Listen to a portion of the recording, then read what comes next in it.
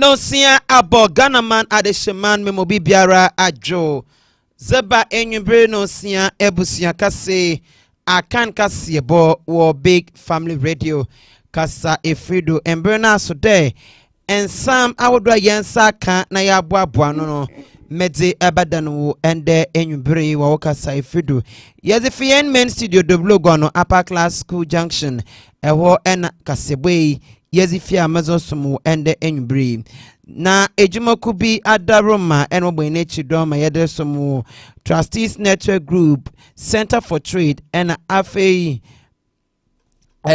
big family multimedia institute na BFM store and one wo mechi dom emma ende yede kasebwe yedesumu ende enyumbre za odumu akotun ebi ene day Ghana man payin mahama akasa chemude obaya nka ebibi mantemafo wanya kro na wontum nkunti akatase hye dwumide kankan ne proye wo omani mu kasebeze beti ebi omende edom komo wo man Ghana mbrehye badwom fie waye nsamtwofo nhiem a wode wonano dinsem bi atugwa yede enchemu bapro akwanhye bi esi ewo ahafo mantoma yeboko akwajewo ama ne bom the maranso en emprempen oswafo shoman Ghana enkampopunu mantoma ha ohwenkampopunu mantoma no so akasa afa koyemba fada obahwemenkran kodwa no numu atomwan ensamne bi mekayi ena ya bone bedawa mezebosom de enwembre no sia ebusia kase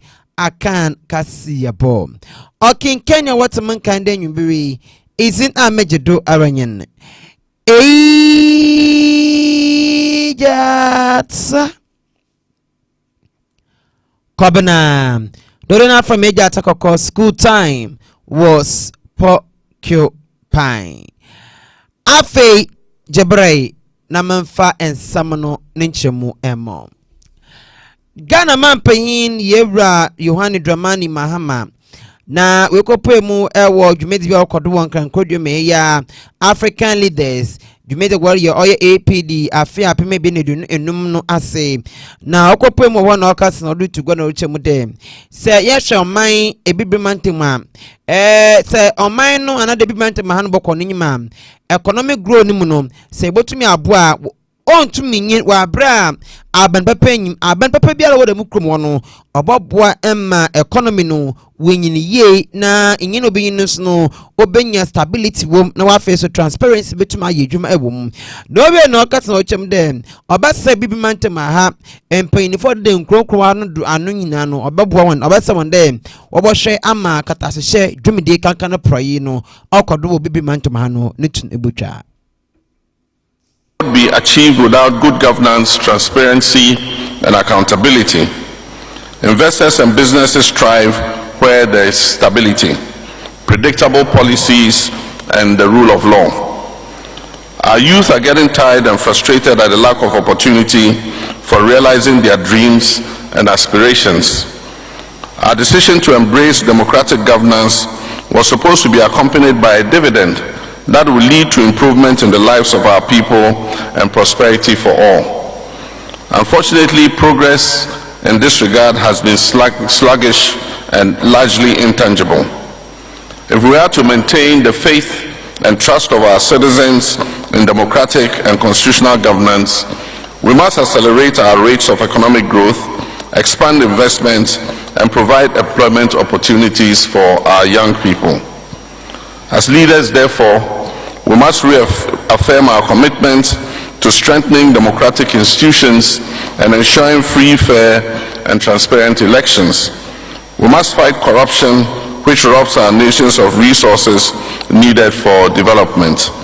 And we must promote peace and security, as economic growth is impossible in times of conflict. Ebusia ye free omanpanyin mahama ne akache na yekopemu edom kuma owo man Ghana mbrehye ebedwomofie na yekopemu wa payini pada wonano ye yewra Alexander Afenyo Markin ono no wakas na ochem de NDC amayoku no woye Adam kase wo omanga na mbehye bedwemufie no oye chame no omanga na mbehye bedwemufie nensama wodu bi adokre no NDC amayoku na woye Adam kase wo no wamfa obu na nyizi bi amfa ma no wowie no ochem de chame no omanga na mbehye bedwemufie no wesi gina ye bia wetum akwatia oye NPP efu beye ibase bi wo manga na mbeche bi mu fie wone akonya wo another one right wo no onimiafo Alban Bagbin Somana Kingsford the main action will take F and them one quart no one cut ne fie no o say one man one right wo no wa affect one pa. We are aware that the NDC majority itself has disrespected or disregarded Mr. Speaker's orders. In fact, on the day, one of his consequential orders was to the effect that the selection committee must meet immediately and reconstitute the appointment committee. The NDC majority caucus decided to proceed with the vetting without any due regard.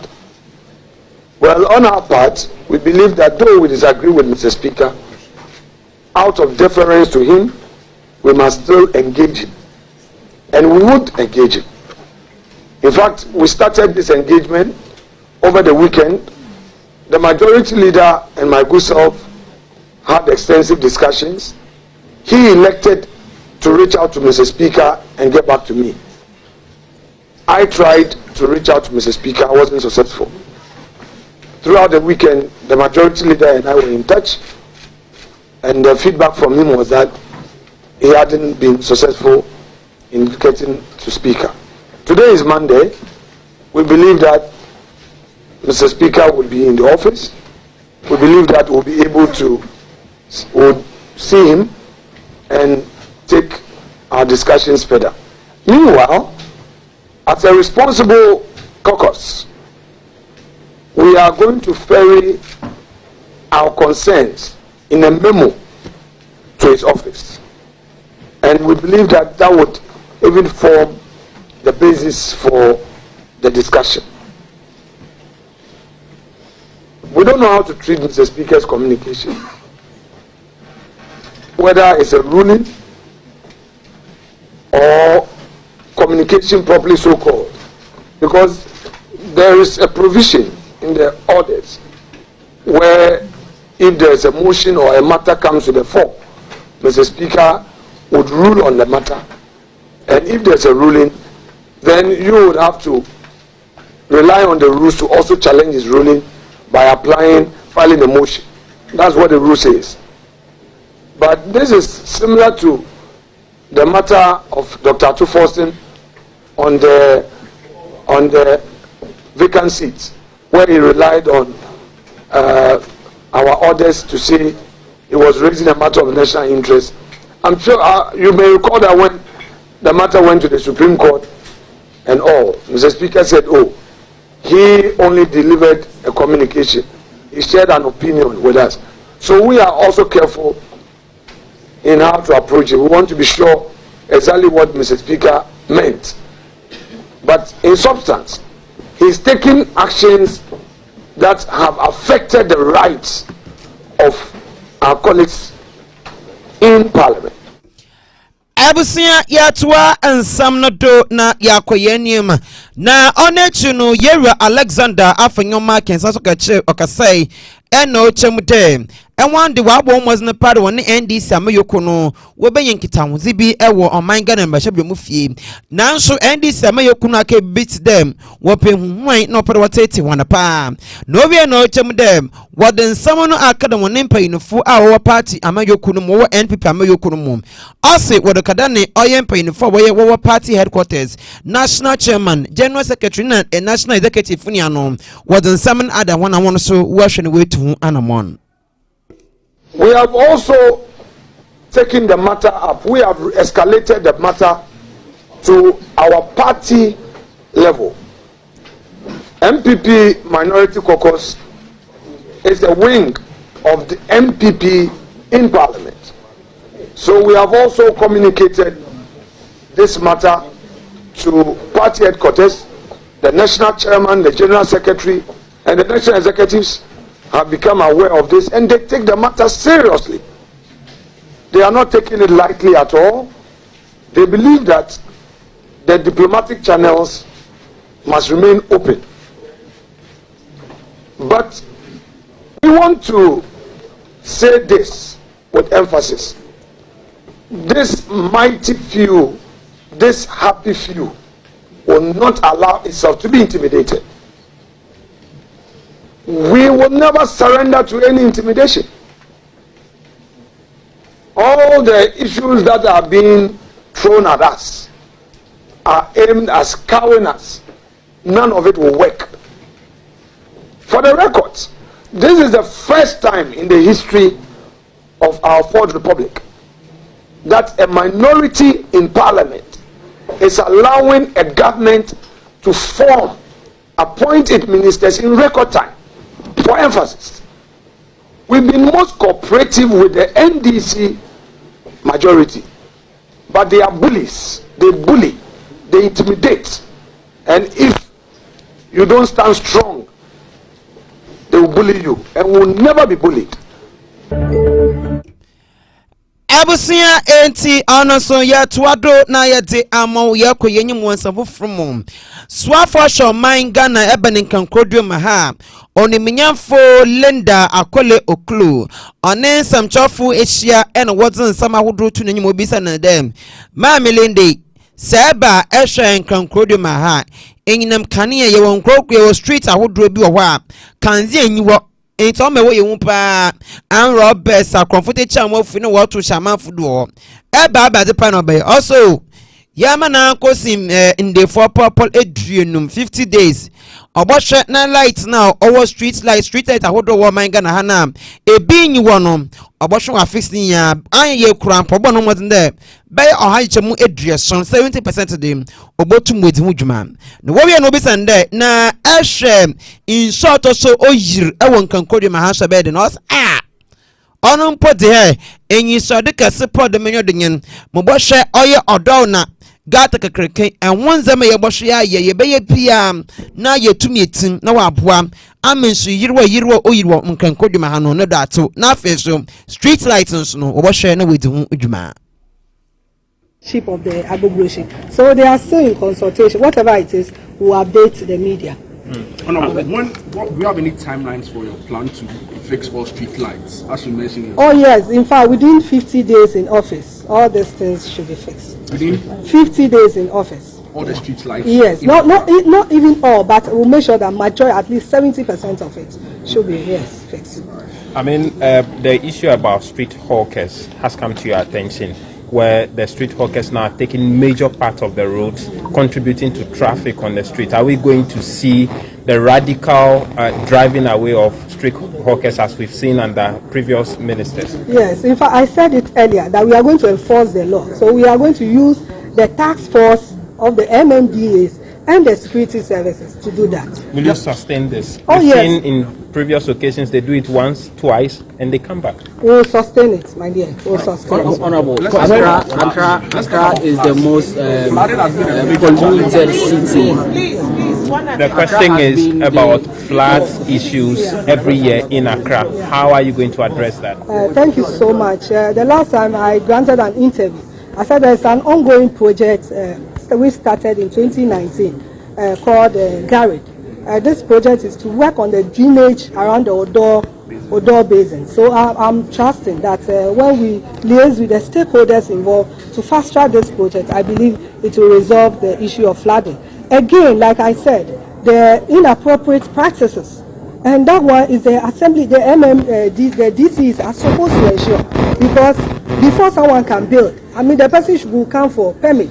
Why do you give permits without even giving guidelines to that person? So we are going to ensure that before they even give the permit, let's see where the person bought the land, whether it's convenient or it's not convenient for the person to be. So these are some of the things we are going to check. And like I said, I'm going to work together with the MMDAs to make sure that all these things are resolved. If we are able to Abusia ya tuan samno do na oncheri biara na asante no tumfu osetutu autodu ebien odibotu go echem de asante mantom wo oye konfo anoche aban ayeresabi no ho no boboshe na wa renovations akaye bi na aze ewo ho ampa odosi ayeyo amprempem no kesedi ekopem konfo anoche aban ayeresabi da oswenwa oyina make chirewi dan yade na wo chema phase 1 de wodin na be na wieye emoma asante no tumfu osetutu autodu ebien kopem ho na okre no oyena kote na okre oyene ba buache eje owu anyene autodu ebien okopoemu ewo ayersabia wa one ensamtwafo kasei emienu na enam se ayaresabia nti ayarefo da ho nti wontimi nkaso ye ni nyina prekope nti yi bi ko be fufuro ma esoro hoda ho ayetimi ayesoro nti wo momwo fom no enso beko be bi edi wo mo efiri esoro ko ye no aba ne te se fom ho enso ada ho yetimi aye fom mienu na aka no nti enyense be eda ho kwa na ye ni nyina abum o se yi nipa no eko be bi na yetimi aye na se na nke ye hospital fufuro bi ka ekwanda ho na nke yi wo makwa na nke ama ahwada ho na yetimi aye ni prekope na se di aye na ma ye hunu se na ebisi aye no yetimi giri se ye koso no enche bia se hobeda ho a se ye at least ye example abu no se template nti ene adi ababu hunu ye adi aso nipa aye jidi se di aka no se amanfo nyina abeboa na sika ye hwe no ebitimi di aye di aka ni nyina na konfano chi da aka ni nyina ba ti se die na eba bi huru ye no nti we die obi obeti sankre bia no omomodina se obeyi kapre ni simpoa e di aba abeboa ni etimi aye aka bomu ani nyina ba bi wie peye Ebusia eti onunyen yet one sam no do ama one beye mfi kakrani na kaneno oswafa no hwene nkita hunzi hunsam do na osanso ye mbrehye bedwumeni edema de hye wo ablekuma west abatum peshe de mame esla owusu ekufu ono na odbotu gwachem na sesi Ghana ha no se Ghana card kwano won leke wosam card no enfom na wonyem onye fio ampa na pentacha the same card registration no yesanso ye biom na Ghana man pahin mahama odi nkunyem ewo na abatu mu no na wapa yewra Sam George de ono be oswafa obohwe nikita wunsam de communication ministry no omashado na adokopoemu abadwokufu mu na enyim no na yewra Sam George bisa nsam fa ya ne sam card wunsam no ase se nyame ya adom no de tumi no na afin ko na wiei no the sam card registration no yebesan ayebiem na che yebesan re-registration the main sem no yetu ngu abonte na ne Ghana fo twetwe nkom bi se one day damna yewra Sam George akon na wadwene de na ebi chem de ono de no mun ya adwene pa o sande mpembi mu no na sam card okwa office okwohwe no okwa na izino de no onyo no dini bia entisa sam card registration was sanda bebe mu a na ono de oya sambapa. How it's going to cost the nation though, but I think it's a good idea because I had a SIM some time ago and I thought my name was on the SIM, but later on I realized that it wasn't my name. So I think it's a good idea, and if you have maybe an account at a bank or something and you need the details to transfer the I think it will not help you. Yeah, so I think it's a good idea if it's not going to cost us so much. Yes, if it will not cost the nation anything at all, fine, because there are other things to be done, more important to be done. So I think it's a good idea. Yeah. A waste of money. Or money can no person send keke. Che sim card no abanu ye ento to aso. Nti ababia ye bibi na se waba eso to aso but who san reverse ensan ko chinka se who sa besi san no. But me you say enfa so bia ni so. O money ska. How to me, for me, I want the new registration. Why? The old registration, you find out the ghost names, they are double on that particular registration. But this new one, according to what the government is trying to say, that we should register, the expenses and everything is on to them. The only thing, they will just send you a message for you with your Kenya card to know that yes, this sim belongs to you, and there's no coast name on that. On the Umbungu comment, you know,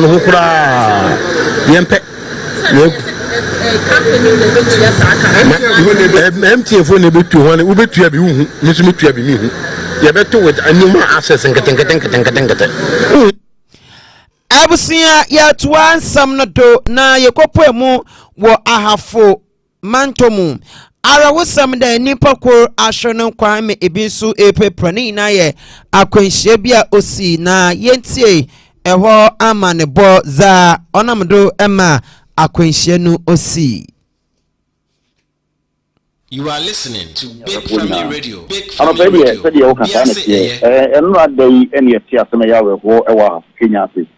Nina chire owura bi esu se wonya mfie no adunum na obi a oye adwuma e wo company bi a ye frɛ no eye underground a mo chire se won su se ho no oye adwuma na owura no obi a wokwahyen a wode ye adwuma na emra na ofi eye entotoso direction edna ni chire mu okenya ase a obedi ni adwuma a wanka bi enhyema obehia owura bi a on su kura motu na menya ba wo sem ne se de okura moto no one na nhia ankopem se de ka no moto akopem mu de okura moto no apake ni moto si kwanchen ba bi a wasi free eye tricycle no so okodi ni djuma ba bi na no na driver ni no obi nim ye kan ye se bi se na ebi a waka na no ama se oye call de eni ono nko na betimi asire na kan bi ne se de e de be kan moto wi ya ujani ba bi e kan owura yi tu fo bubu ni na nyina na obu ni na wi no kan no enya wa e fa so eko ya di katenche eko bodu ebi ewo bla na saadin eko so no e maka no ti be chai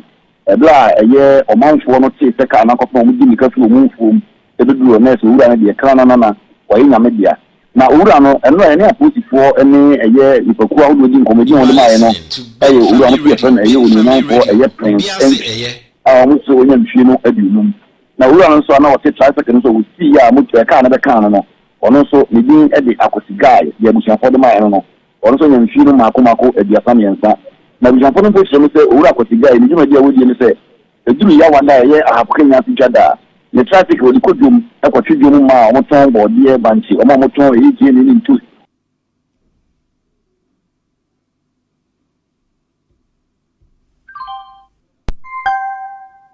dan na eno so watiesi na wasa sensu dia no eno okopi nso dia bi o ye construction okushia eye akwansie ya ama ono eda hospital family wo gina ya sha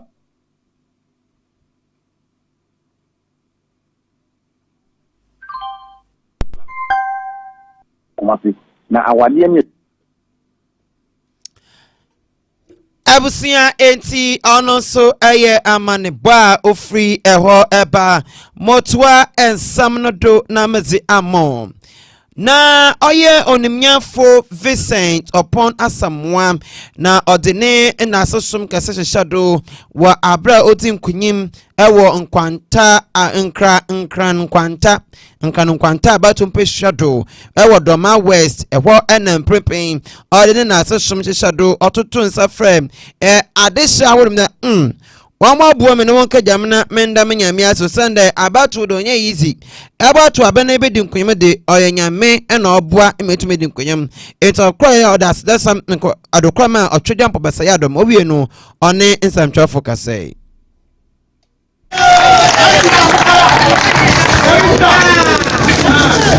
It's a major sacrifice. I make us a baby. I'm a dummy party by one. Sir, what is what you are by 4 to say NBC and by 4? Mabua, the outcome of all can say that the animal first, when I'm friends, not a judge, you become one. Which I judge you would not pass all going to your friend. Capacity, I say, what about your pronounced multimillion pound?